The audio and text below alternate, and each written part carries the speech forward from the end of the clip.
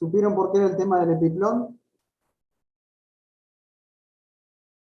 Que habíamos visto en la clase pasada, que hoy un compañero había preguntado cuál era la función principal. No, profe, todavía no nos dicen nada. Hoy lo preguntamos en Ah, Anato otra vez. ya la encontré. Ya ¿Cuál encontré cuál es es? la función. ¿Vieron que habíamos hablado de la función que tiene inmunológica? Bueno, tiene una función de protección cuando se genera una inflamación en el abdomen. Eso era normal, lo habíamos visto también, pero yo calculo que es por ese lado que SERPA quiere llevarlo. No sé si alguna vez escucharon el plastrón. Generalmente se hace cuando tiene una apendicitis y no la resuelven rápido.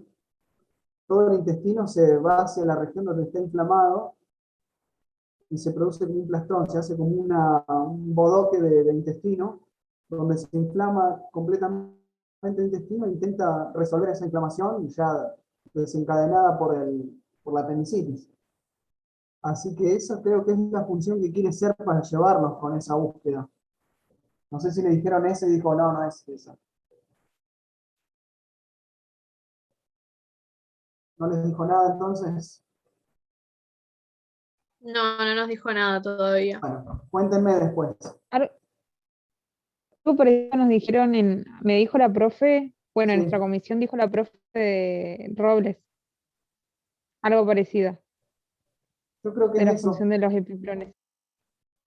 Principalmente va a ser eso. Bueno, vamos con esto, compartir.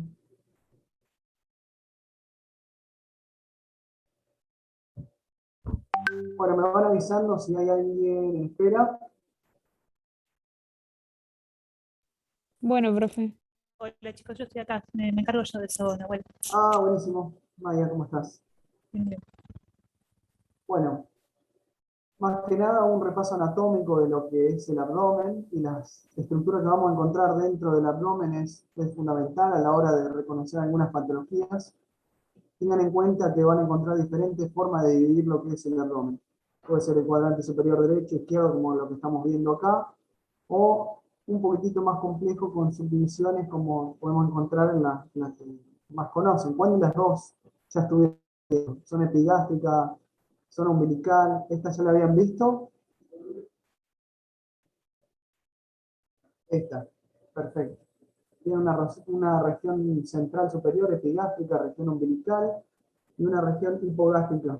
Después tenemos hipocondrio al lado derecho, flanco derecho, fosa ilíaca derecha. Lo mismo del lado contralateral, hipocondrio del lado izquierdo, flanco izquierdo y fosa ilíaca izquierda. Y de paso con este dibujito de Netter nos damos una guía de las estructuras que podemos ir encontrando a medida que vayamos con este estudio. Recuerden el tema del epiplón que ya estuvimos viendo. Recuerden que va a cubrir todo el epiplón mayor, toda la región anterior, y para poder ver las estructuras abdominales hay que levantar ese epiplón, ¿sí? Como lo expresa acá Netter. Ahí vamos a ver que depende de lo que es principalmente del borde o la curvatura mayor del estómago, pasando por lo que es el cono transverso, y si recuerdan también que es también la posición, una de las estructuras móviles dentro del abdomen, junto con lo que era el sigma, ¿sí? Era una de las estructuras donde más móviles iban a ser. Acá en la clase más o menos yo le había puesto las dimensiones para que tengamos una idea, ¿sí? Hay que tener una idea principal generalizada de lo que mide, más allá de cuando veamos algunas estructuras patológicas en algún momento, van a ver que si hay un exceso de esa longitud, puede ser un dólico colon, que van a encontrar algunas estructuras de más o aumentadas de longitud dentro del abdomen cuando hagamos un tipo de estos estudios, y bueno, en la parte patológica hay que ponerlo en el informe. El diámetro más o menos entre 3 y 8 centímetros, como dice ahí, y que se divide en 6 porciones anatómicas. Más que nada tenemos el ciego, lo que es el colon ascendente, transverso, descendente y sigmoides, y el recto, ¿sí? Recuerden la página ¿cómo es? De lo que es, yo creo que se lo había pasado, era Cigote Boy, está muy bueno, está en 3D, yo lo usé desde ahí para hacer la clase, está muy bueno, aprovechenlo. Y un poquitito más fino, si vamos viendo las estructuras para que después las reconozcamos en los estudios contrastados, es que van a tener estas características, las austras, que nos va a ayudar a diferenciar, que ya estuvimos viendo también en tomografía, cómo diferenciar una estructura gruesa, el tubo grueso del intestino delgado, ¿sí? Fíjense los pliegues que van a tener, que van a ser un poco más profundos de lo normal, al compararlo con el intestino delgado. Y si recuerdan la parte histológica, también van a ver que tiene una porción muscular abdominal externa, como son las tenias. Y también, como podemos ver en estas estructuras, vamos a tener también el contenido epiploico, donde podemos observar que hay como áreas focales donde va a encontrarse depósitos de grasa que están vascularizados y son denominados apéndices epiploicos. También muy importante a la hora de cuando vean patología en algún momento del dolor abdominal.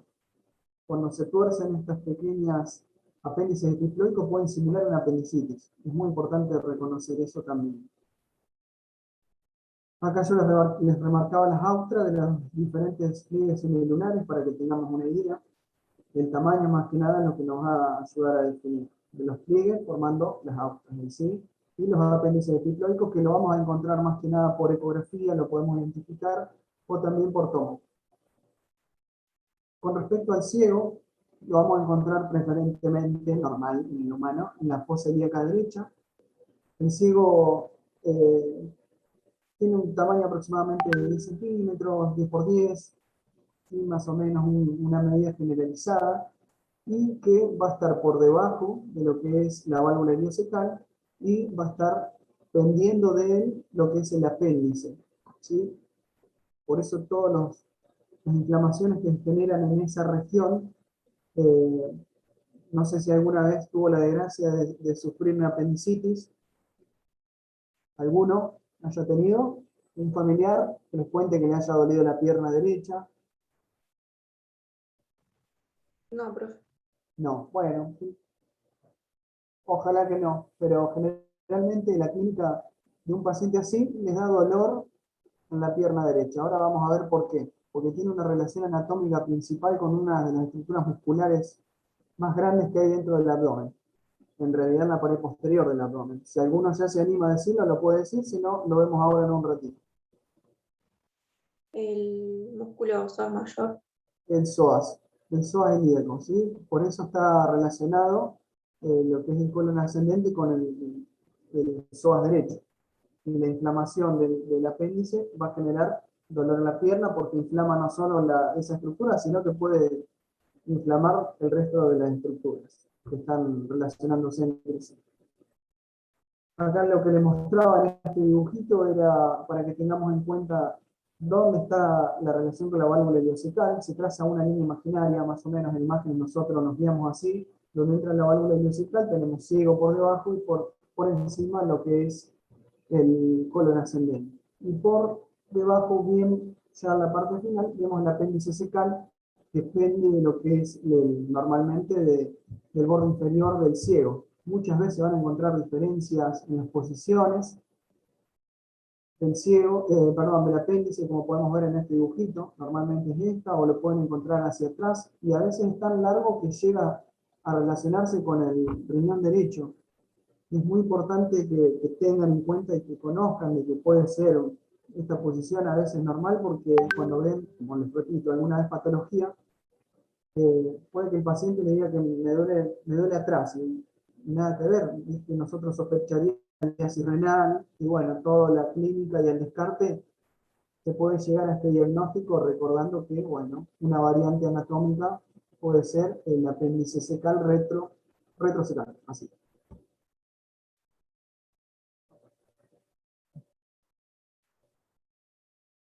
Bueno, con respecto a la región iliocecal, recuerden que hay un receso atrás, hay un espacio, el espacio de Bogros también, quizás lo hayan leído alguna vez. Son una de las porciones donde podemos encontrar líquido también en la parte patológica, pero para que tengan en cuenta, vayan observando la relación que tiene lo que es el colon ascendente con la pared posterior del abdomen, ¿sí? Y la posición de como veíamos recién, el apéndice cecal. Vean que tiene una irrigación, la arteria perpendicular, ¿sí? Así como también vean lo que es parte del colon ascendente también, con algunos apéndices epicloicos que también van a estar muy irrigados, por eso le decía el tema de la torsión de esos apéndices, a veces nos hacen confundir con una apendicitis, hay que descartarlo de ese momento. Y este ejemplo, lo que decíamos también en alguna de en la clase mía, creo que con respecto al peritoneo, vean las porciones y las áreas de inserción del peritoneo, y la porción de lo que es el apéndice va a estar más libre de lo normal, de lo que está el colon ascendente, y va a tener una movilidad casi como un meso, si lo podemos observar. Si planteamos la idea de cuáles eran los segmentos que ustedes habían estudiado de movilidad del colon, por ejemplo, el apéndice es móvil, ¿qué otra estructura del colon era móvil? Si recuerdan lo que estábamos viendo en la clase. El colon transverso, el colon sigmoides, todas esas son estructuras móviles también. Con respecto a lo que ya veníamos viendo, y me había adelantado un poquito en lo que era el colon ascendente, recuerden, esta porción va a estar fijada, por ahí lo pueden leer como que está retroperitonizado, ¿sí? Porque está parte del mismo envuelto por el peritoneo y fijado a la pared posterior del abdomen, no sé si alguna vez lo leyeron, fascia de Toll, la fascia de Toll, o con una fascia nomás que digan, está perfecto. ¿Qué diferencia tenían las fascias? ¿Se recuerdan de los mesos, los epiplones? ¿Se acuerdan?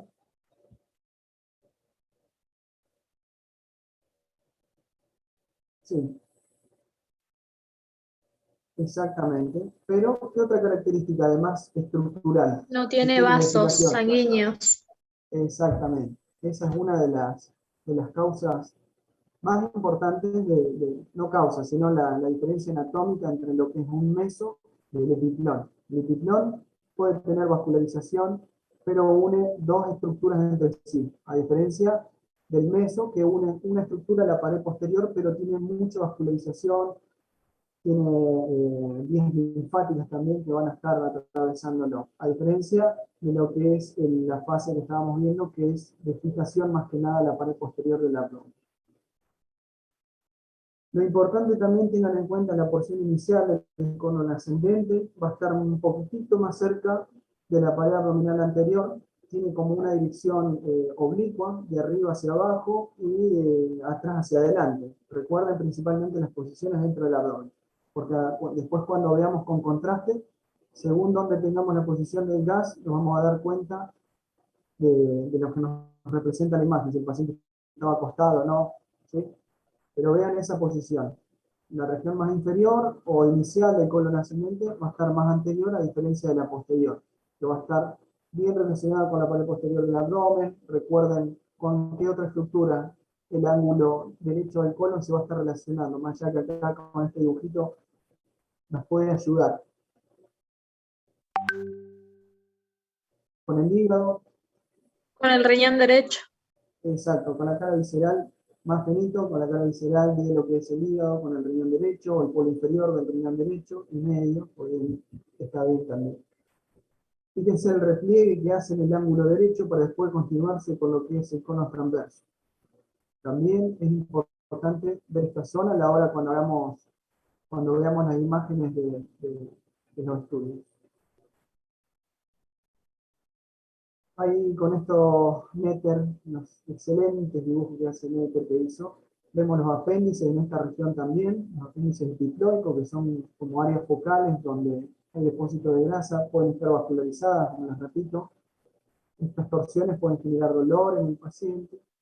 Si vean más abajo, la válvula ileocecal entrando en la misma, el límite de lo que es del colon ascendente, del ciego, y acá asomando el apéndice vermiforme con el ángulo del colon, es decir, el repliegue que hace, para después continuarse con lo que es el colon transverso. Con respecto al colon transverso, para poder verlo necesitábamos un pequeño corte hacerle al epiplón mayor, como acá lo demostró en el dibujo de Netter. Vean cómo levantó parte del estómago y cómo se está relacionando el colon transverso con la cara posterior del estómago y la curvatura mayor del mismo, áreas muy vascularizadas. Vean que van desde como un puente, lo van a describir algunos de las bibliografías, que van del lado derecho hasta el lado izquierdo. En el lado derecho, como decía ahí la compañera, se iba a estar relacionando con el borde, con la cara visceral del hígado y parte de lo que es el riñón derecho, atravesando toda la zona media, y recuerden que es muy móvil esta porción, para terminar en el lado izquierdo y continuarse con lo que es el colon descendente. La posición del mismo también tengan en cuenta la relación. ¿Sí? Vean que desde el ángulo derecho, que está bien posterior a la cavidad abdominal, se va a dirigir hacia adelante y va a tener una relación más con la pared anterior del abdomen, para luego otra vez profundizarse en la cavidad del abdomen y relacionándose en el lado izquierdo con lo que es el vaso, cola del páncreas, riñón izquierdo, que no lo observamos, ¿sí? Y vean qué posterior está lo que es el colon descendente. Esta porción también bien posterior. Con respecto al mesocolon que ya estuvimos viendo, si recuerden que tienen las vías vasculares, linfáticas, nerviosas, atravesándolo. Yo acá le puse un ejemplo de un síndrome de Chilaiditi que se llama según la posición que tenga el colon. A veces está un poquito más alta de lo normal, y a nosotros, por ejemplo, en ecografía, que el aire es nuestro enemigo, a veces no podemos ver el hígado porque el colon está por delante del mismo, ¿sí? Al estar tan alto, que puede ser una variante anatómica y puede molestar a la hora de su estudio, como es una ecografía.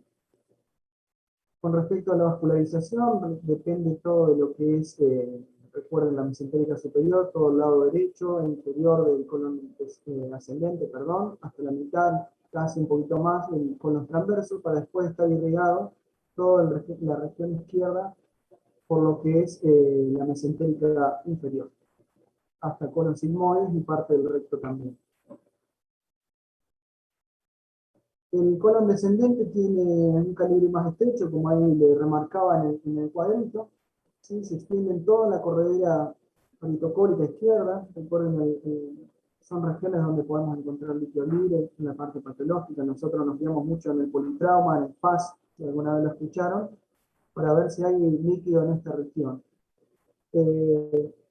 También la región más superior de lo que es el colon descendente va a estar más relacionada con la pared posterior del abdomen, y la región anterior, más distal, va a estar relacionada un poco más con la pared anterior del abdomen. No hay un límite exacto donde veamos anatómicamente, bueno, hasta acá está el colon descendente y sigue el sigma, sino más bien nosotros con las imágenes nos guiamos un poquitito con lo que es el borde superior del hueso ilíaco izquierdo, como para tener una referencia didáctica de decir, bueno, hasta acá está el colon descendente. Recuerden también que podemos aproximarnos un poco más a la ubicación del mismo, ya que va a estar fijado a la pared posterior también por la fascia de Toll, en este caso es fascia de Toll 2, acá justo tengo un doctor, era fascia de Toll 2, la fascia de Toll que teníamos, para después continuarse con lo que es el colon sigmoides. Recuerden que también tiene su meso y tiene una movilidad mucho mayor a lo que es el resto de los colon ascendentes y descendentes que están fijados.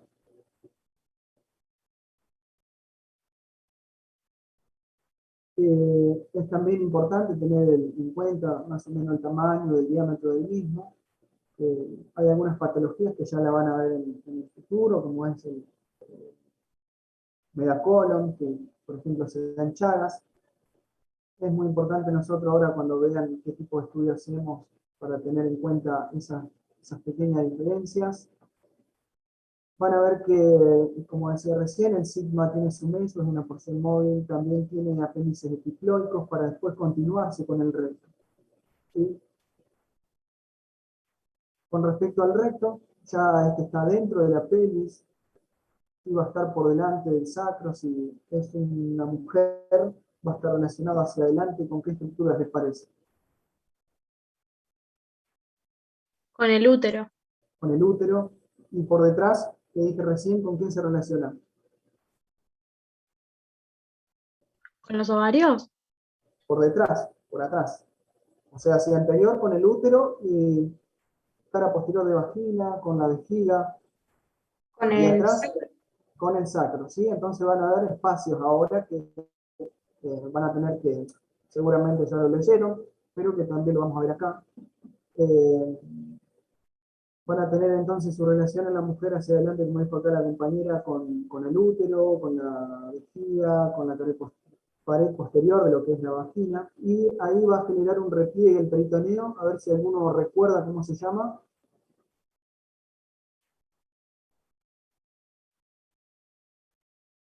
Ahí no correspondería al fondo de saco Al fondo del saco de Douglas. de Douglas. ¿Sí? Exactamente. En el hombre es recto vesical porque no tenemos el útero.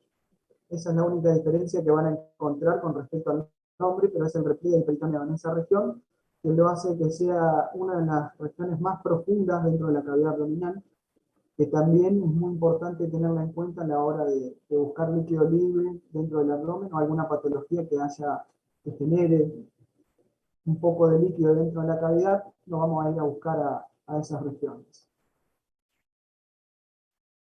Hay algunas zonas de estenosis fisiológicas dentro del colon.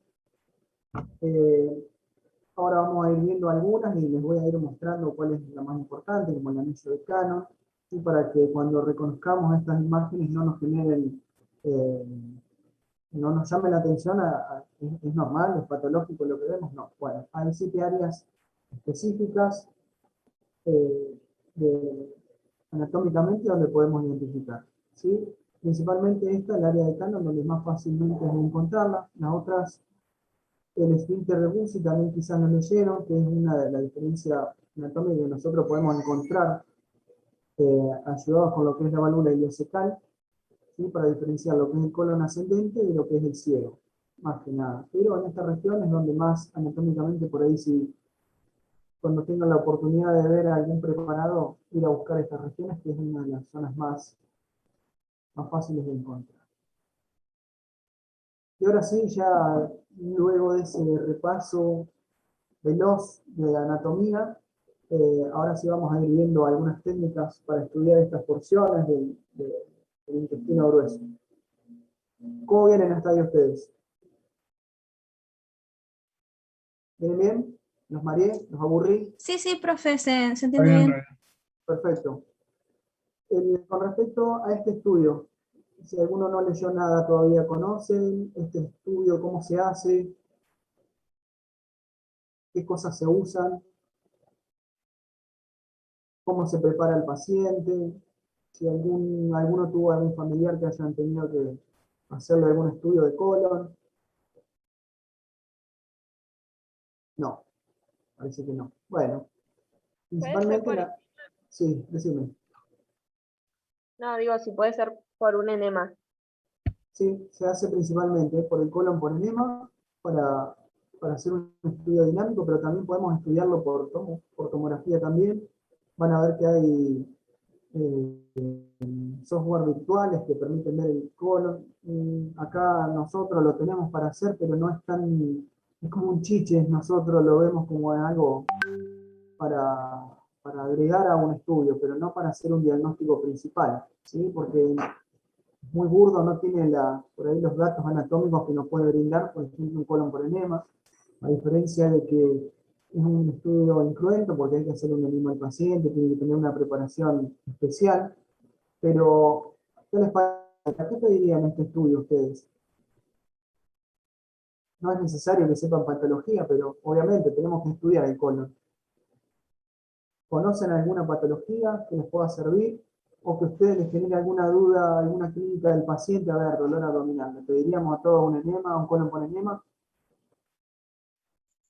Profe, ¿puede ser la diverticulitis? Exactamente. Una de las principales pedidos es para ver la diverticulitis, hasta que llegó la tomografía, que con la tomo ya también lo podemos ver, ya pasó a ser el gol estándar la tomo, pero no deja de lado que cuando hacemos un estudio como este, encontremos un divertículo. Perfecto. ¿Qué otras cosas nos sirven?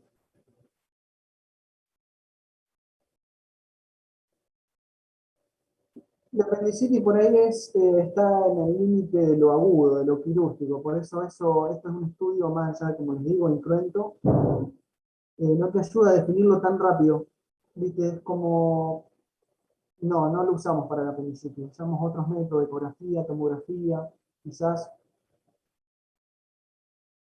Pero, ¿qué función tiene el colon? Entonces, ¿qué les parece? Principalmente, transporte, tiene que transportar lo que es la materia fecal de un lado a otro, tanto el intestino delgado, exacto, y también tiene la función de absorber el agua que le va quedando y va haciendo cada vez más sólida la materia fecal. Entonces, si nosotros tenemos esa función, conociendo la función principal, que es el transporte, y la absorción de la porción más líquida, o le va sacando todo el líquido a la materia fecal,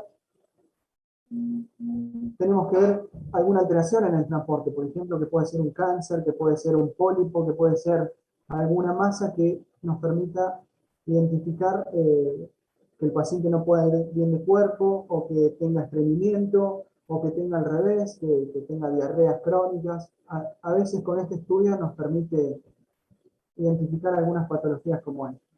Pero está bueno que tengan una idea de razonamiento de, bueno, cuál es la función principal del colon, o de cualquier otra estructura, ¿no?, que vamos a estudiar. ¿Para qué pedimos esto? Así en un futuro ustedes ya saben cómo pedir.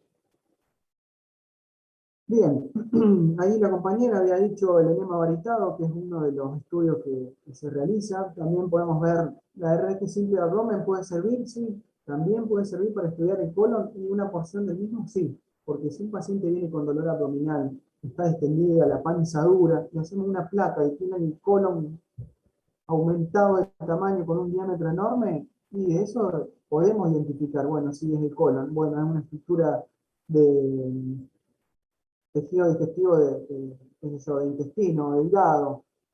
Se pueden identificar esas estructuras por la placa simple, ¿sí?, de pie, acostado. Ya van a ver cuando vean la parte patológica, los niveles hidroaéreos, todas esas estructuras nos van a ayudar a identificar. Con respecto al enema con contraste hidrosoluble, generalmente, a ver si recuerdan, cuando no le damos bario al paciente. Sospechamos que está perforado el tubo digestivo. Cuando sospechamos la perforación, exacto. Cuando hay una sospecha de perforación, el varitado no lo podemos dar. Entonces tenemos que usar el hidrosoluble. A veces hay pacientes donde tienen la desgracia, bueno, tener un cáncer de colon, le sacan un pedazo de colon, lo vuelven a unir por sutura mecánica, y nosotros tenemos que ver a veces que esa sutura no esté filtrando. Entonces usamos este método, el enema con contraste hidrosoluble, donde ponemos una pequeña cantidad y se puede observar, ¿sí? Lo ideal es que no se haga esto tampoco, pero a veces el paciente hace que se tengan que tomar estas decisiones para ver si está filtrando eso, pero normalmente no se pide. A veces se pide también cuando hay sospecha de fístulas. Las fístulas son patologías donde están comunicando dos estructuras que normalmente no están comunicadas. Por ejemplo, el colon sigmoide con la vejiga, ¿sí? Entonces a veces piden que nosotros pongamos contraste dentro del colon o la vejiga para ver exactamente dónde está esa fístula. O así también como el colon puede estar comunicado con la pared interior del abdomen, y pueden ver que el paciente despide materia fecal por un pequeño agujerito que tiene en la panza, que puede llegar a ser una fístula. A veces ponemos contraste a través de la fístula, o por el colon por enema, y vemos cómo el contraste está saliendo por ahí, y corroboramos imagenológicamente lo que el cirujano sospechaba. Y eso le sirve para tomar conducta, ¿no?, al cirujano. Después tenemos las videoendoscopías, ¿sí?, la tomografía también, como les decía, la endoscopía virtual que se puede hacer por tomografía, la ultrasonografía que no se hace mucho acá, por ejemplo en el público, en el hospital público que yo estoy, no lo hacen, la resonancia magnética, y a veces la arteriografía para sospechar alguna trombosis de alguna de las arterias cuando no se sabe cuál es la causa de la trombosis, o algún sangrado en un politrauma. A veces por una arteriografía la identifican y la embolizan. Pero los estudios que nosotros vamos a ver para ver anatomía normal son el enema, en este caso varitado, el colon por enema, la placa simple, lo vamos a ir repasando con el resto de las clases de ahora. Bien, con respecto a esto, nosotros tenemos que poner contraste vía rectal, ¿sí?, con una cánula previa preparación del paciente, donde tiene que tener vaciado el colon. Se le da una medicación para que pueda tener diarrea controlada, lo explico así vulgarmente para que tengan una idea de poder vaciar completamente de materia fecal el colon, porque si queda materia fecal dentro del mismo, cuando le pasamos contraste, esas faltas de relleno nos pueden confundir con lesiones malignas o alguna masa dentro del colon. Por eso es muy importante la preparación, ¿sí? Y después vamos a poner la cánula vía rectal y se instila dentro de lo que es la cavidad con contraste varitado. Ahora, el colon por enema no solo, a veces puede ser solo con contraste. Generalmente, a ver si me ayudan a razonar, ¿cuándo solo podríamos usar el contraste? ¿Sí? Porque también, si alguna vez escucharon, se hace con doble contraste. ¿Sí? ¿Qué les parece? ¿Escucharon alguna vez cuando habla del tema del doble contraste?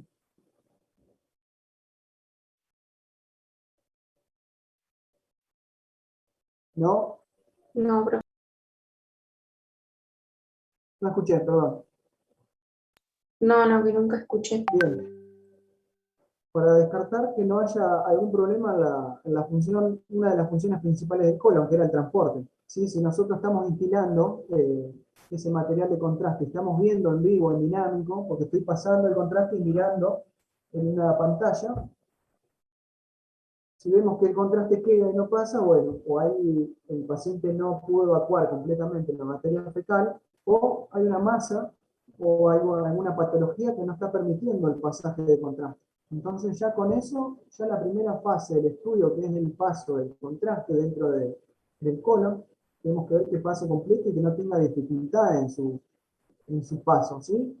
Esa es la función principal de la primera parte de lo que es el estudio del colon por enema, cuando nosotros le instilamos el material de contraste, que pase completamente por todo el marco colónico. Después sí utilizamos el aire.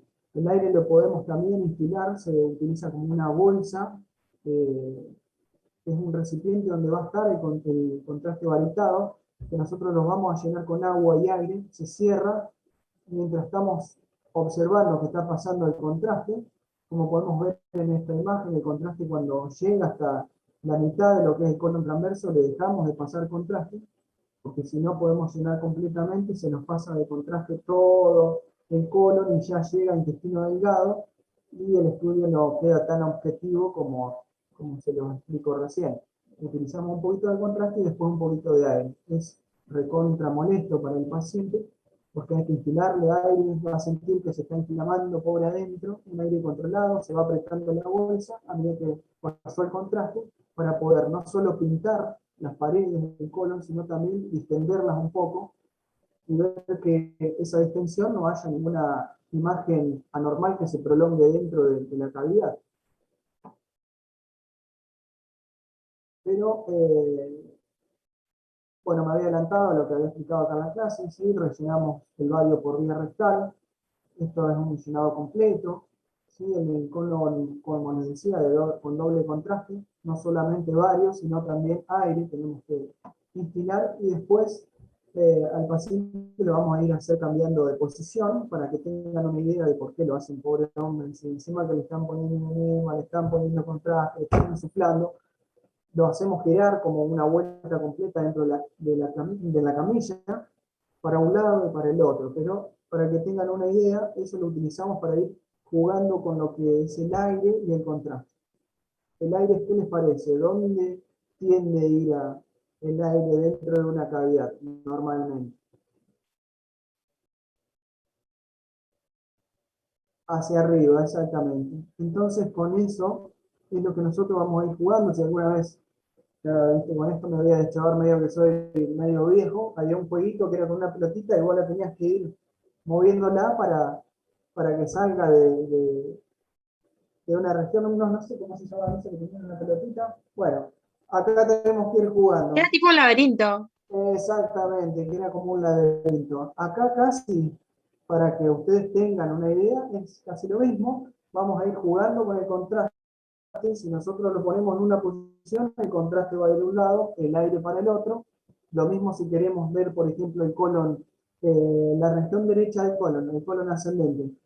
¿Sí? Si yo quiero que se llene de aire esa posición, ¿cómo pondría el paciente? ¿Qué les parece? Piensen. El colon ¿Qué ascendente, parte, profe? ¿El ascendente? el colon ascendente Acostado es sobre el lado aire. izquierdo. Exactamente, acostado sobre el lado izquierdo. Y si quiero llenar de aire el otro resto de la estructura del colon, el colon izquierdo, lo tengo que poner del lado derecho. ¿Entienden? O lo mismo, si yo quiero usar el contraste del lado derecho, quiero que esté en el colon ascendente el contraste. ¿Cómo lo pondrían al paciente? A ver si razonan conmigo. El contraste, no el aire. Del mismo lado, si quiero que esté en el... Exactamente. Si yo estoy viendo la imagen que no se pintó completamente el colon ascendente, entonces mirando y moviendo al paciente la imagen, voy a terminar de pintar el colon. Quiero pintar el colon izquierdo, lo hago mover al paciente para el lado izquierdo y se va a ir pintando esa región. Lo mismo con el colon transverso. Recuerden que va a tener una posición más anterior, que va a ser más móvil, y también podemos jugar con la camilla, porque la camilla es móvil. Entonces, si queremos pintar, podemos inclinar la camilla en la región cefálica del paciente para que el contraste se mantenga en esa región.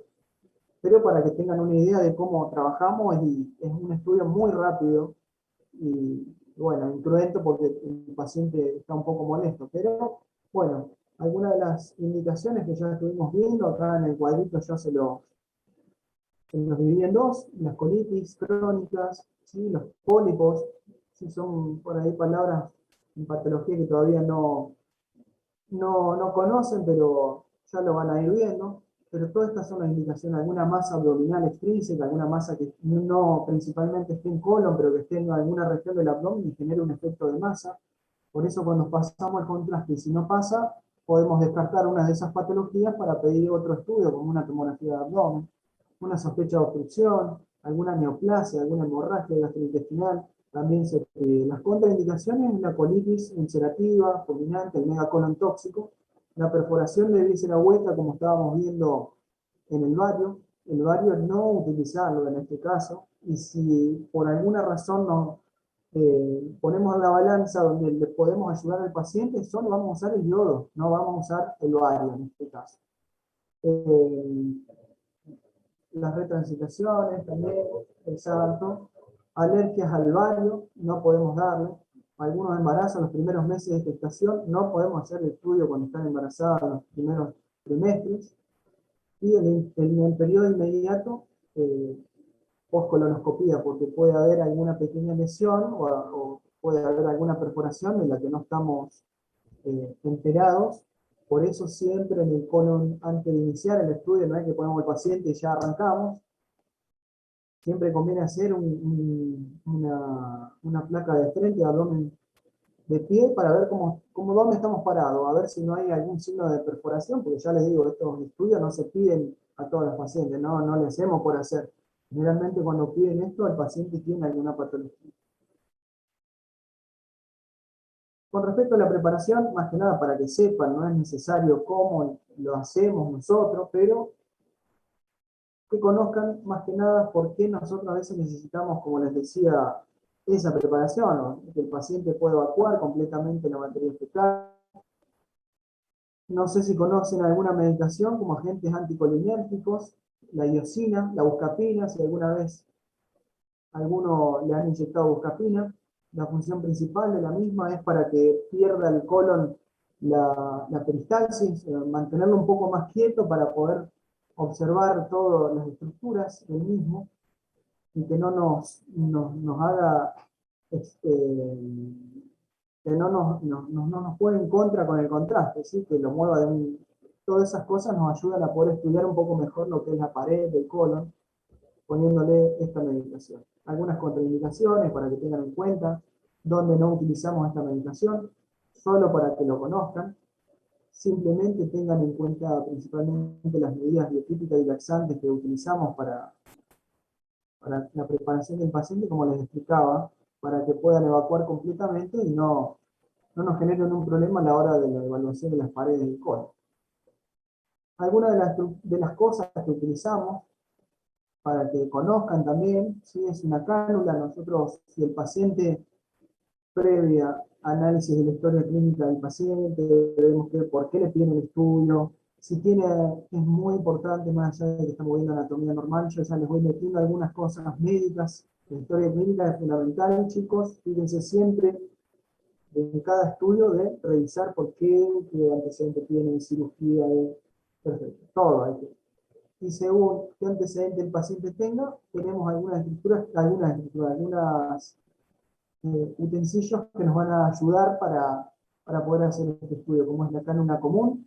¿Sí? Si el paciente tiene buena retención de lo que es el anillo rectal, se puede usar solamente esta. O aquellas que vienen con el balón inflable para cuando el paciente no tiene retención rectal, donde nosotros le ponemos, integramos el contraste. Hay patologías donde no tienen esa contracción y pueden salirse el contraste, entonces pobre, encima le tenemos que inflar un balón dentro para que no se salga el contraste como se ve acá. ¿Sí? Entonces, eso son las diferencias que vamos a encontrar. Esto se pone dentro del canal rectal, por acá se pone una manguerita parecida a esta y por donde va a pasar el contraste. Algunas contraindicaciones de ese balón con o sin balón inflable, ¿sí? Cuando hay alguna colitis previa, para que conozcan más que nada alguna masa rectal, algo que no nos dé que poner la cánula con balón. La posición de Sims es la que nosotros utilizamos para poder realizar lo que es la introducción de la cánula.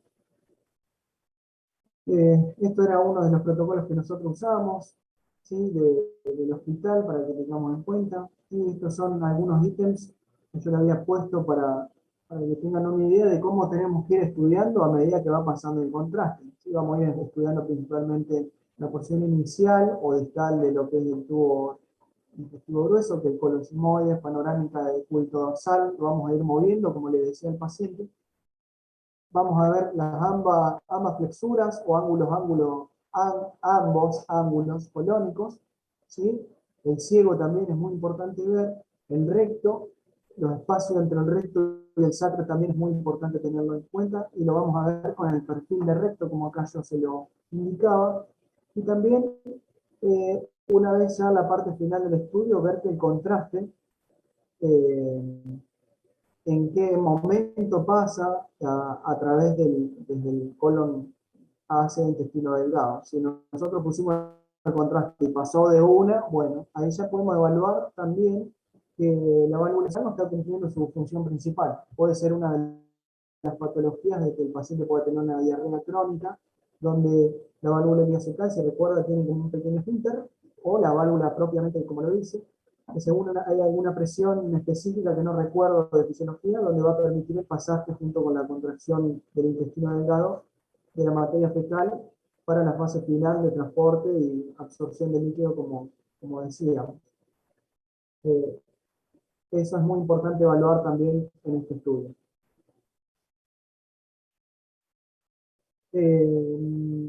Acá nuevamente explicándole lo que era el simple, ¿sí? Donde nosotros observamos lo que le decía, a medida que vamos pasando el contraste, si hay algún signo de obstrucción, el tamaño de lo que es el colon, contornos, ver la posición del mismo, y la presencia de las autras bien definidas. ¿Sí? Con el colon por enema simple podemos ver estas tres principales estructuras.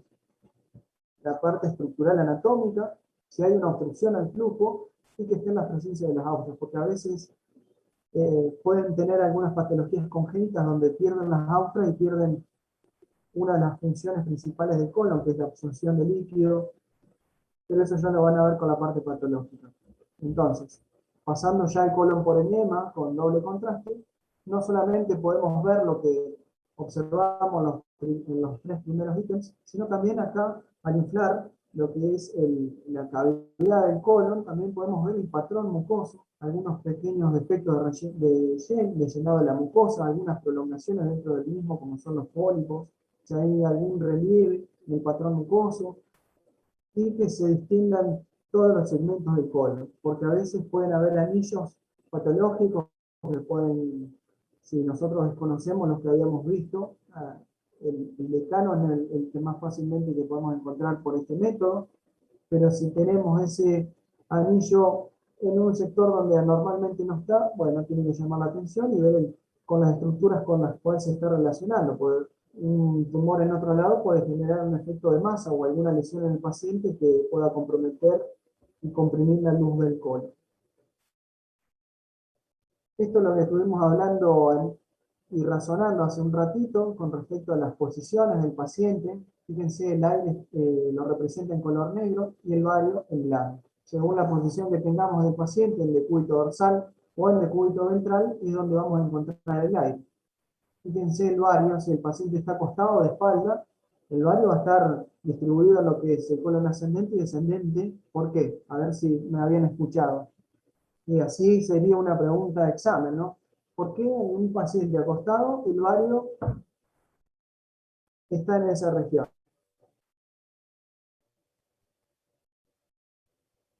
¿Qué les parece?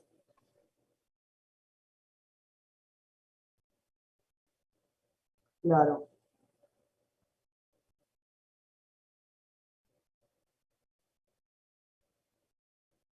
Ujú. Claro, pero el colon transverso, para que tengamos una idea, está relacionado con el colon ascendente y descendente, va a estar en una posición más anterior del mismo, ¿sí? Por eso, si nosotros vemos que el contraste está colon ascendente, principalmente, porque puede tener un poco con el transverso, pero si principalmente está en el colon ascendente y colon descendente, ya podemos decir, me parece que este paciente está acostado, para que tengamos una idea de cómo reconocer la imagen. Si está al revés del paciente, con la panza puesta en la camilla, va a estar al revés. El aire va a estar en la región del colon ascendente y descendente, porque la posición de la pared posterior del abdomen va a quedar hacia arriba. El paciente está en decúbito ventral, ¿sí? Eso para que tengamos una idea a la hora de reconocer las imágenes. Pero para que vean cómo jugamos también con el aire. Si yo quiero que en este caso el bario quede dentro del colon transverso principalmente, tenemos que ponerlo boca abajo. Si queremos llenar de bario lo que es el colon ascendente y descendente, lo ponemos boca arriba al paciente, ¿sí? Lo mismo, si quiero usar el aire dentro del colon transverso, voy a tener que poner el paciente. ¿Qué les parece? Quiero llenar de aire el colon transverso. ¿Cómo lo pongo? Y les dejo la imagen para ayudarse. Boca abajo. Boca arriba, perdón. Exacto, boca arriba. Ahí está. Exactamente. Profe, ¿puede ser que estén al revés entonces los colores ahí? Acá están al revés. Fíjate el aire que dice en negro, bario blanco. Y el Claro. paciente acá está de cúbito dorsal, quiere decir que está apoyado de espalda. Todo el contenido Sí. de bario, fíjate que está en los colon, en la porción del colon donde están fijados la pared posterior del abdomen. Entonces, al estar boca arriba el paciente, el contraste se va para atrás y el aire sube. ¿Se entiende? ¿Todavía no? Pero si está o sea, si está boca abajo, el aire, o sea, el aire se va para arriba, y si está boca abajo, lo que digamos queda más hacia arriba es el colon ascendente y descendente, o lo Exacto. estoy razonando.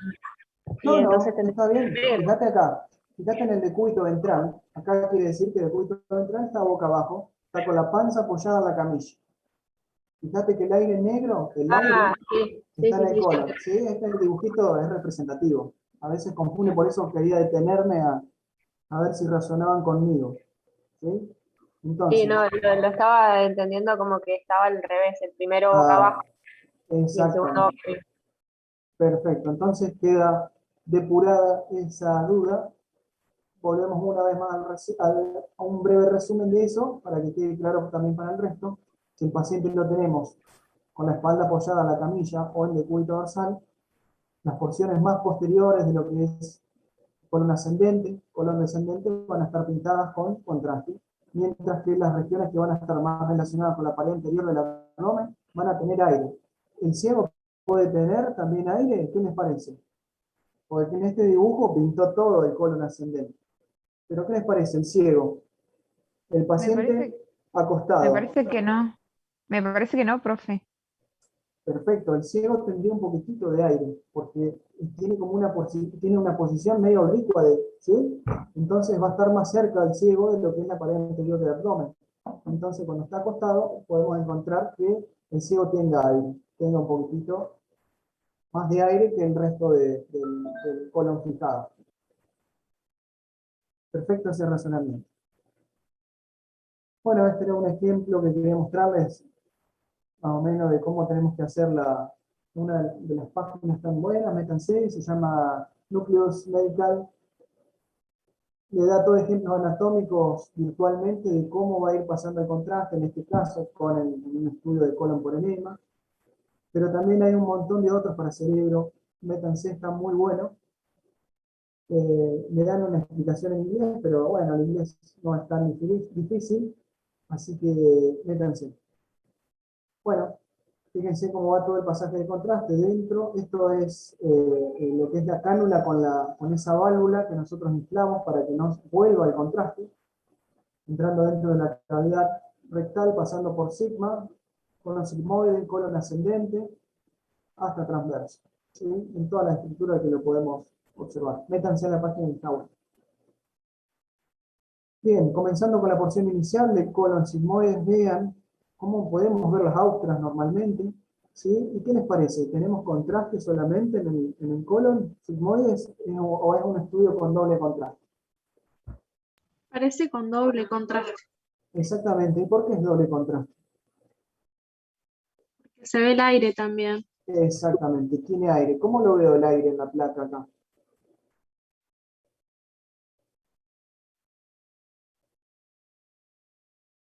Cuidado con eso. Tipo intenso utilizamos en resonancia.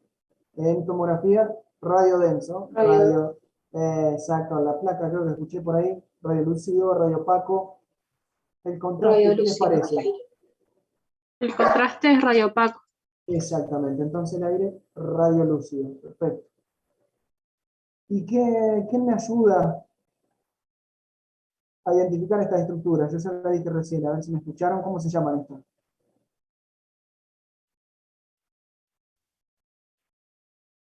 ¿Austras?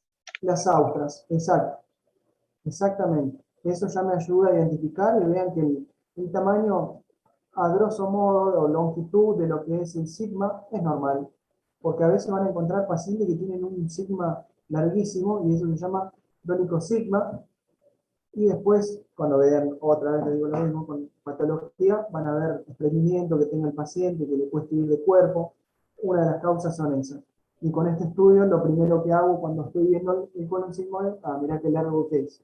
Ya tengo un diagnóstico. En este caso está bien, el diámetro está completo también, pero, como les repito, es un estudio muy dinámico donde tenemos que ir moviendo al paciente y tenemos que ver toda la pared del sigma. Entonces quizás tengo que girarlo al paciente para poder ver toda la pared completa, con el aire y el contraste, obviamente. Y viendo cómo va pasando del colon sigmoide al colon descendente.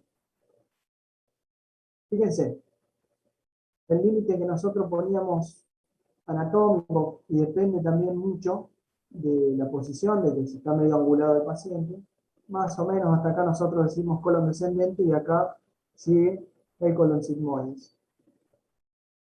Acá el paciente estaba en decúbito dorsal, sí, estaba de espalda, pero hay algo que les llama la atención. Vean la imagen, analícenla. ¿Qué les parece? ¿Qué cosas identifican en esta imagen? Además del contraste, las austras la identificaron recién. ¿Qué otra imagen se está asomando en esto? Más allá de que acá no estamos focalizando en lo que es el sigma, el recto y una porción inicial del colon descendente. ¿Qué otra ¿El estructura uréter, profe? El uréter en este caso no lo podríamos ver porque si no le tendríamos que haber pasado contraste en la vía urinaria. Queda descartado el uréter, la vía urinaria. ¿Puede ser el ciego? El ciego, perfecto, se está observando acá que tiene contraste, está lleno de contraste. Por eso, ¿qué otra estructura, además del ciego, pueden identificar? Muy bien, Los huesos coxales. ¿Perdón, qué? Coxal, hueso coxal. Los huesos coxales, perfecto. También, los huesos coxales, se ve también la columna. ¿Sí? Parte de la Y algo columna largo, lumbosa. largo. El apéndice, ¿no es? El apéndice. Exacto. Vean cómo el contraste, que lo llenamos de contraste, pobre paciente, También se pintó el apéndice.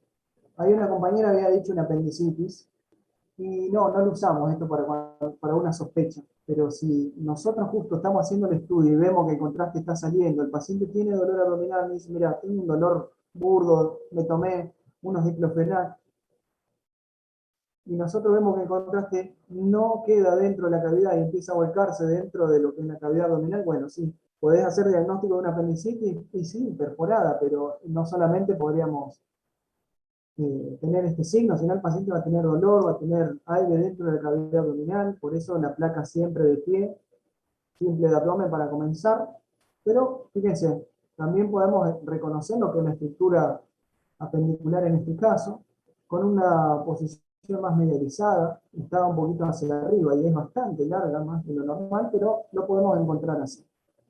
Muy bien. Acá yo le estaba remarcando lo que era la porción del sigma, lo que decía con lo que es el colon descendente. Bien, acá en esta posición vamos girando el paciente para poder ver completamente las paredes del sigma. Ya subiendo en una región más izquierda del paciente vemos el colon descendente, también con sus austras, pero acá hay algunas cositas que remarqué con la flecha. ¿Qué les parece que es? Fíjense, eso normalmente no lo tiene, este es normal y este no. Una de las compañeras había dicho que La servía para diverticulitis. las diverticulitis. Vean cómo lo podemos observar. Solamente le paso contraste, puedo verlas, pero si no fuerzo al colon, a la cavidad, a que se extienda, a veces no la puedo identificar. Por eso es muy importante el doble contraste en este caso. Y ver toda la pared completa, porque no es lo mismo tener una sola que tener el colon lleno, como en este caso. Entonces tenemos que evaluar todas las paredes y a medida que vamos pasando el contraste varitado, después corremos a un lado el contraste varitado, poniendo de costado al paciente y hacemos que se llene de aire esa estructura para no solo evaluar el pasaje del mismo, sino la mucosa. Y de paso evaluamos la flexura colónica, porque a veces si está ahí la flexura, están interpuestas los sectores de ese colon, tanto el derecho como el izquierdo, y nos pueden tapar alguna patología, ¿sí? Porque están superpuestos. Entonces es muy importante que esa flexura que tiene la podamos correr y ver completamente.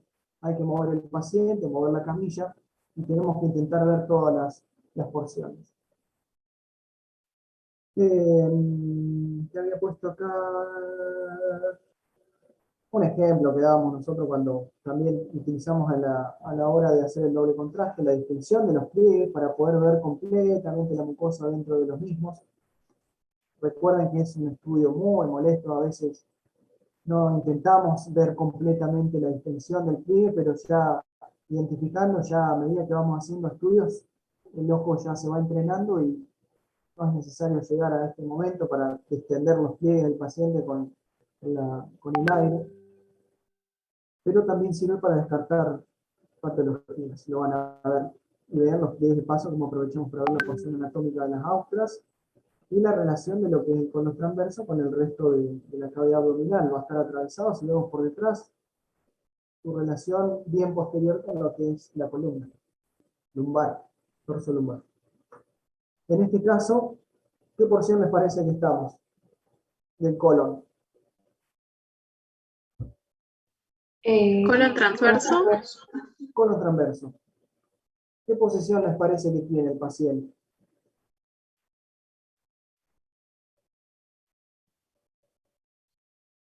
Ajá, De pregunta de examen. cúbito ventral. Cúbito ventral. De cúbito ventral, boca abajo, exacto. Una imagen así pueden tener y ese es el análisis que tienen que hacer. Más allá de que después cuando ustedes vean la parte de imágenes no le van a tomar un examen diciendo en qué posición está el paciente, pero bueno, tengan en cuenta que con esa posición del paciente nosotros podemos llenar esa estructura del colon con contraste. Posición entonces está boca abajo, también vean cómo el ángulo derecho y el ángulo izquierdo están completamente distendidos, el del lado contralateral, en este está superpuesto. ¿Sí? Si yo quiero ver completamente este ángulo, tengo que moverlo al paciente para poder ver todas, la mucosa, la pared, que no haya ninguna lesión. Y acá, ¿dónde estamos ya?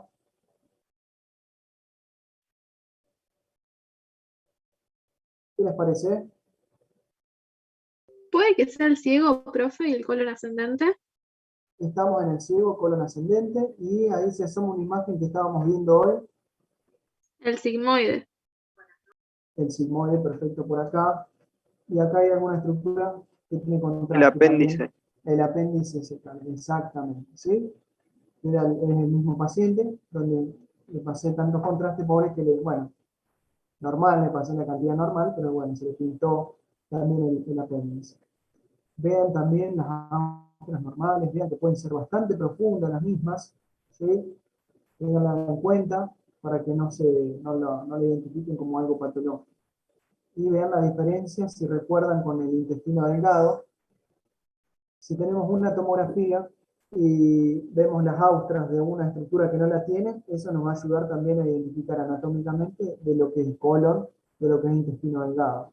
Más allá del tamaño, del calibre de cada uno, también eso nos va a ayudar. Pero hay patologías donde ambos están distendidos y hay que prestar atención a las estructuras finas de anatomía, donde podemos identificar las austras. Sí, las paredes son finas, para mí es colon. Oh no, las paredes son medias gruesas, tienen como vellosidades, me parece que es el intestino.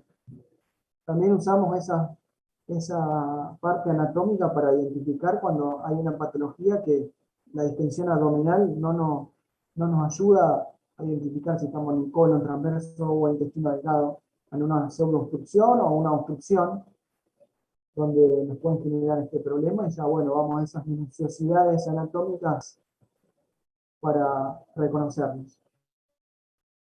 Con respecto a la válvula ileocecal, ahí acá me quedó medio agrandado,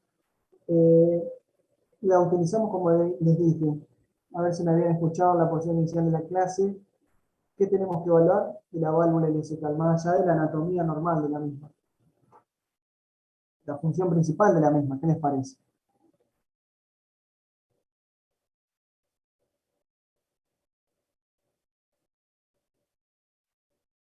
Exacto, pero como nosotros le estamos poniendo líquido al revés, o sea, estamos como forzando la válvula, ahí estamos evaluando si la válvula cumple su función de nombre, ¿no? De válvula. Si al tener una presión no deja pasar lo que es la materia fecal al revés, ¿no? Que sea su función de contención. Por eso nosotros en los informes le ponemos válvula ileocecal contenida o no, porque vamos viendo en forma dinámica que a medida que vamos usando el contraste, si vemos y pasa de una, sin pedir permiso, pasa de contraste de colon ascendente al intestino delgado, puede tener alguna patología ahí que le genere problemas de reabsorción al paciente, que tenga diarrea crónica, como les decía. ¿Sí? Pero también lo podemos evaluar y el estudio empieza, o sea, termina ahí, cuando ya llegamos a la válvula ileocecal y vemos que el pasaje de contraste ya llega al intestino delgado. Y obviamente evaluamos todas las porciones de lo que es el colon, ¿sí? Ascendente, ángulo izquierdo, colon transverso, ángulo derecho, colon ascendente, ciego, válvula ileocecal, y si tenemos suerte pintamos lo que es el apéndice cecal. Fíjense acá el apéndice, nuestra imagen, espero que vaya a correr. Fíjense el ciego y la posición del apéndice, son guaches, yo no sé. ¿Para qué tenemos el apéndice ya todavía? Me parece que nos falta evolucionar un poco más y que ya no lo tengamos más allá de que tiene una función inicial de parte linfática, pero después nos genera problemas. Pero vean la posición del mismo, se llenó de contraste y tiene una posición más posterior. Esta es retrocecal. ¿Podemos hacer el diagnóstico de la posición anatómica del apéndice? Sí. Esta es retrocecal. Fíjense cómo pasa por detrás de lo que es el colon. Y a veces por ecografía no podemos verlo, culpa de que tenga esta posición, como variante anatómica. Pero asimismo, vean que también dentro del mismo podemos ver alguna estructura como que se llaman coprolitos, que son como unos litos o unas calcificaciones que están dentro del apéndice y hace que no se llene completamente en este caso. Justo ahí lo enganchamos. ¿Sí? Así que tiene un coprolito. El paciente no le dolía en su momento, pero tiene una alta probabilidad de que les pueda generar problemas, una apendicitis en un futuro. ¿Sí? También lo podemos informar. Pero principalmente acá nos habíamos ubicado para ver lo que era la válvula ileocecal y que en este caso es contenida, cumple su función principal de contener el contraste dentro de lo que es el ciego. Después de un momento, ¡tup!, sí empieza a pasar, pero lo ideal es que no pase de una, sino que genera ese efecto de válvula, y cuando nosotros generamos presión al poner aire, al distender el abdomen, el colon, ahí recién tendría que empezar a pasar. Bueno, esta es la imagen general de lo que es toda la estructura del colon. ¿Qué le llama la atención de esta imagen? A ver, analicemos. Vean, comiencen de la región rectal, donde todo el contraste pasa. Yo les voy haciendo el viaje del contraste, y si alguno se da cuenta de qué les parece, qué normalidad hay acá. Todo ese viaje se hace El colon descendente, profe, no está pegado a la pared posterior, ¿puede ser? Puede ser que el paciente también esté un poquitito rotado, pero está perfecta tu análisis. ¿Sí? Puede ser que el colon no esté en una posición más posterior de lo normal, pero antes que nada, evalúa cómo te parece que estaría el paciente. Más allá de que tiene un poquitito de contraste, vean que tiene poco contraste en realidad este estudio. Pero vean, ubíquense con la posición anatómica. Está acostado el paciente, boca arriba o boca abajo. Boca arriba. Por Está boca abajo. razones, equivóquense porque este tampoco es un estudio completamente exacto como lo describíamos en la imagen. Pero a mí lo que me sirve es el razonamiento. Si ustedes razonan, me dicen, Nahuel, mira, a mí me parece que está boca arriba porque el contraste está, eso es lo que yo quiero que logren. ¿Qué les parece el paciente? ¿Está boca arriba, boca abajo? Es tramposa esta imagen. Profe, está de costado, ¿No está de ¿no? costado? ¿No está del lado derecho? Porque se ve Puede ser, la porción puede ser, ascendente. puede ser también, pero no. La imagen estaría superpuesta.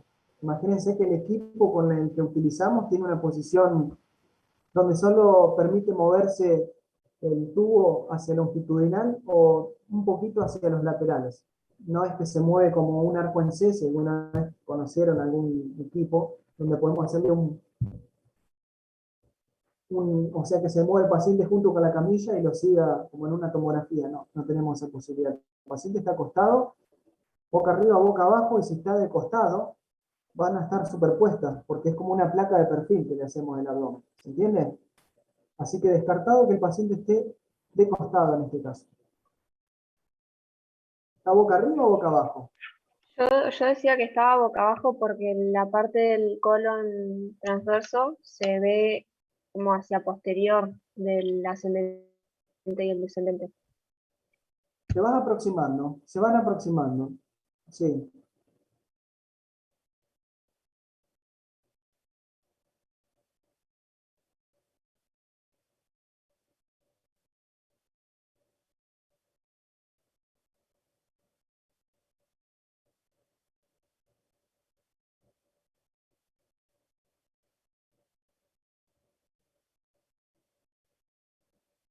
No, está perfecto. O sea, si vos lo tenés, en este caso, como vos dijiste, boca arriba. ¿Vos me habías dicho boca arriba? Bien, si está boca arriba, fíjate, analicemos, junto con los compañeros. Dijimos, ¿cuáles son las porciones más posteriores del intestino grueso? Colon ascendente y colon Y el descendente. descendente. ¿Sí? Fíjense que este está lleno, tiene un poco de contraste dentro. ¿Sí?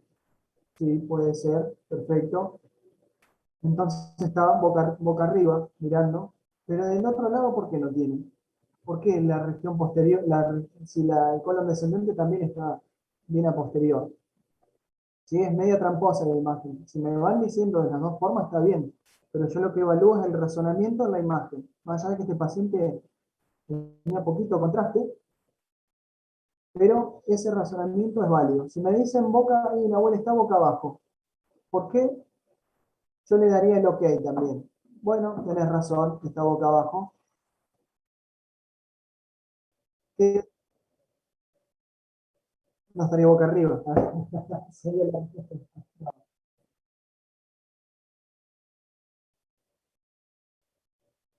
no, no sé, equivóquense ahora. Dijimos en el primer momento con la compañera que estaba boca arriba porque el contraste estaba en el colon ascendente, casi en el ángulo. Bien, perfecto, está boca Profe, arriba. ¿puede ser que esté boca arriba y que lo roten un poquito con la Está camilla? un poquitito rotado, no con la camilla, lo movemos a mano, un poquitito, exactamente. Puede ser que esté obstruido y por eso la otra parte no tiene No, contraste. no tiene patología de obstrucción, tiene otra, que ya la vamos a ver en un ratito, pero el análisis que yo quería que me hagan era lo que me dijo la compañera. Está boca arriba, Nahuel, porque tiene contraste en la porción más alta de lo que es el colon ascendente, casi en el ángulo. Perfecto razonamiento. Y si yo voy al lado contralateral, ¿por qué ese? No, es como yo le decía, no es una imagen estricta, nada más que esta porción del colon no tiene contraste. Pero si ustedes me dicen, mirá, Nahuel, por la imagen, yo creo que el paciente, en este caso, está boca arriba porque tiene contraste de este lado, pero me genera duda de este lado porque no se llenó de contraste, porque el colon descendente y la porción superior del colon descendente está bien relacionada con la pared posterior del abdomen. Por eso me genera duda. Ese ejemplo yo quiero que intenten, ese más que nada razonamiento. Que una imagen te pueda generar dudas, hasta nosotros nos genera, pero el razonamiento es lo fundamental, utilizar la parte anatómica normal con las imágenes. Eso, ¿sí? Porque fíjense que acá el paciente, si es estricto, si está boca arriba y tiene la cantidad exacta de contraste, tendría que tener contraste y colon ascendente y colon descendente porque está bien atrás, si está boca arriba. ¿Entiende? Entonces, ¿qué pasó con este paciente? En realidad está un poquitito rotado y nosotros le pusimos el doble contraste, aire. Entonces distendimos todo y todo ese poco de contraste que estaba en el colon descendente se lo mandamos al colon ascendente, ¿sí? Por una cuestión de presión, es un estudio muy dinámico. Pero a la hora del análisis hubiera estado bien de las dos formas. Mira, Nahuel, me parece que está al revés, boca abajo, porque está lleno de aire, y colon ascendente, pero al revés, ¿no? Me genera duda el colon ascendente que tiene contraste, pero este lado no. Esa es la idea del razonamiento anatómico que tenemos que intentar en el análisis normal de la anatomía de imágenes. Era medio tramposa la imagen, ¿eh? Quédense tranqui que no los vamos a torturar con estas imágenes, pero la quiero utilizar para evaluar el razonamiento más que usted, a mí me sirve para ver si entiende la anatomía con las imágenes, ¿sí? ¿Se entiende que puede generar duda una imagen así? Y la respuesta que me dijeron está bien, siempre analizando anatómicamente. Sí. ¿Se entendió? Sí, profe. Perfecto. Ahora, este paciente tiene una patología, sí, pero no es necesario que la sepan, pero nosotros lo que vamos a buscar. Fíjense, el colon sigmoides. ¿Qué les parece? La longitud. Es muy largo, ¿no? Fíjense que casi llegó hasta arriba, hasta relacionarse con el colon transverso del largo que es. Esas son algunas de... Sí, perdón. No, nada, dije que es muy largo. Claro. Entonces, vean cómo con estos simples estudios, para nosotros, para el paciente un poco incruento, vemos cómo evaluamos cosas básicas de anatomía. La longitud normal, mira qué largo que es, está llegando casi, relacionándose con el colon transverso. Bien, perfecto. El contraste pasó, perfecto. Vamos a extenderlo al colon, le ponemos aire, evaluamos la mucosa, perfecto, las austras están, no tiene lesiones, perfecto. Eso es lo que tenemos que lograr. Llegó el contraste hasta el ciego, pasó de una hasta el intestino delgado, ¿qué les parece? El contraste.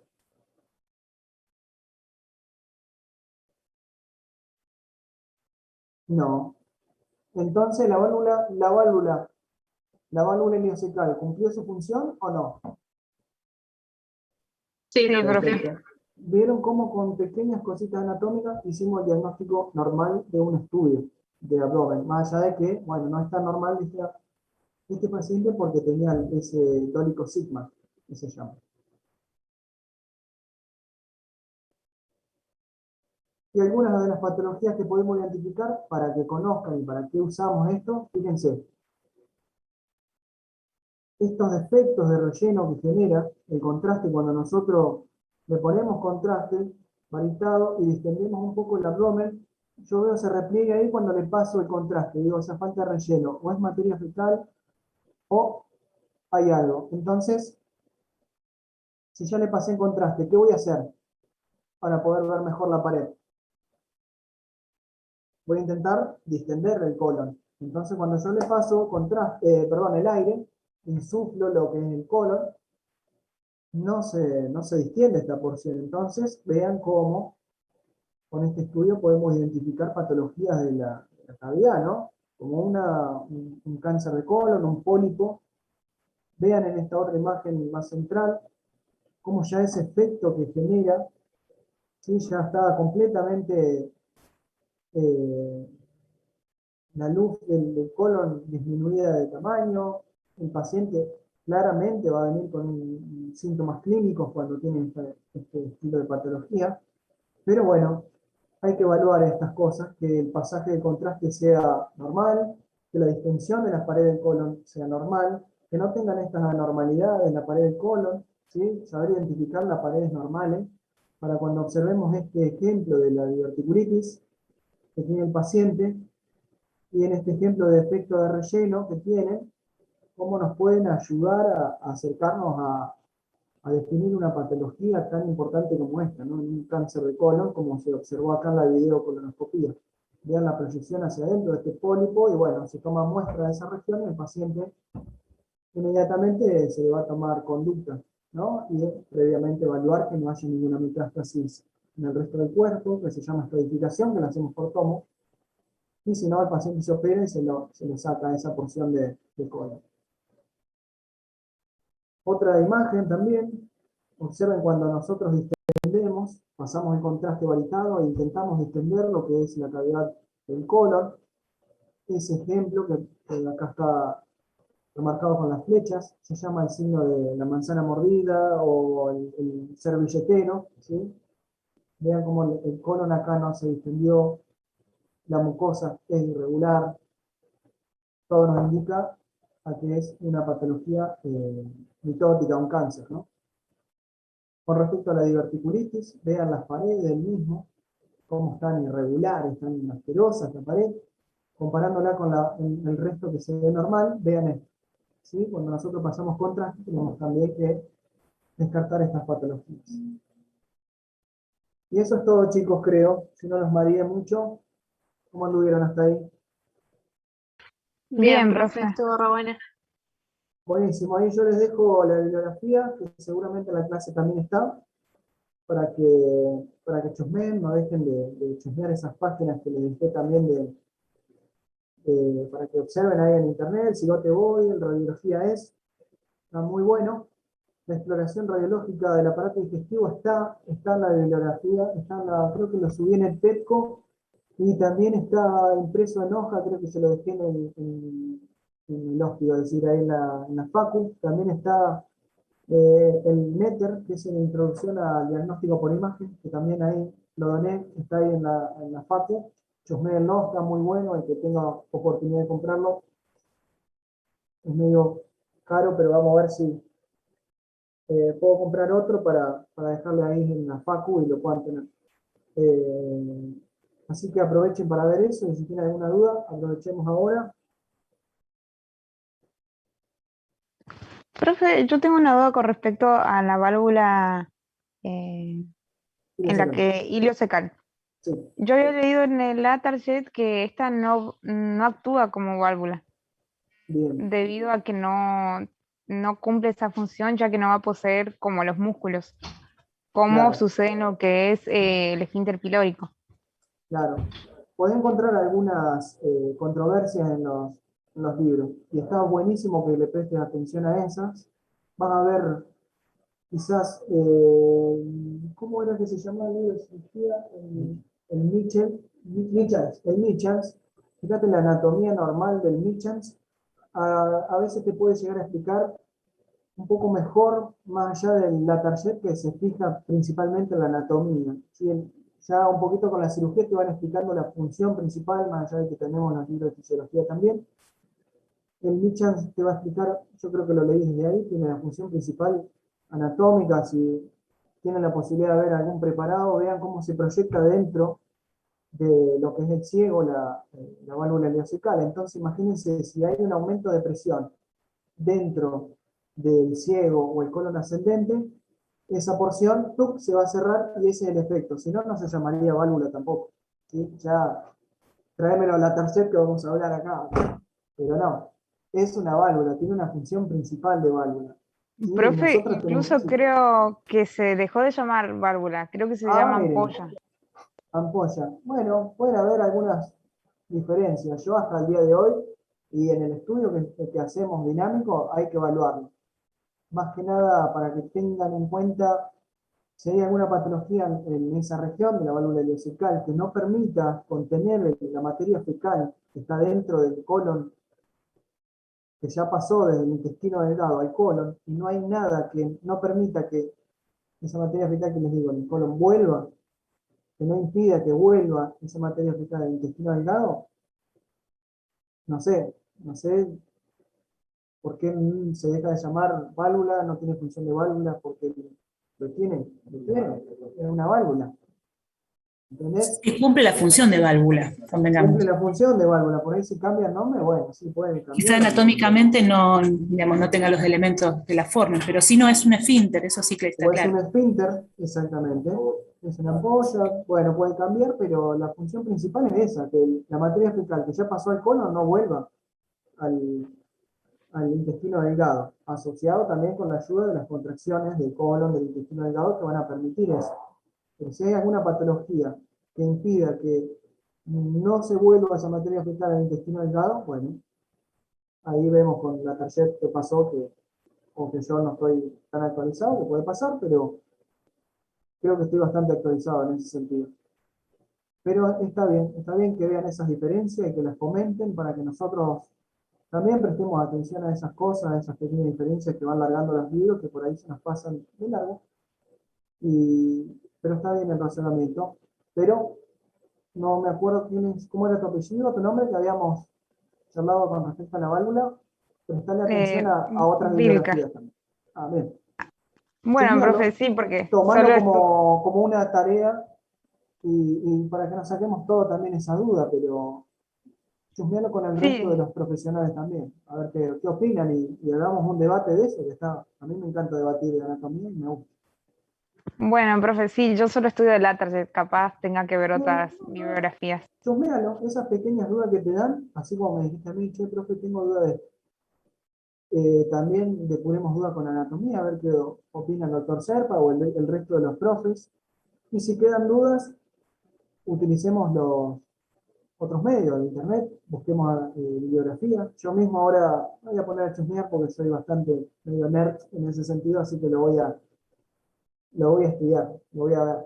Y les comento en la próxima clase que lo que sigue es renal, seguramente voy a estar presente. Creo que, ¿quién lo da Maya esa? ¿Qué me toca de nosotros?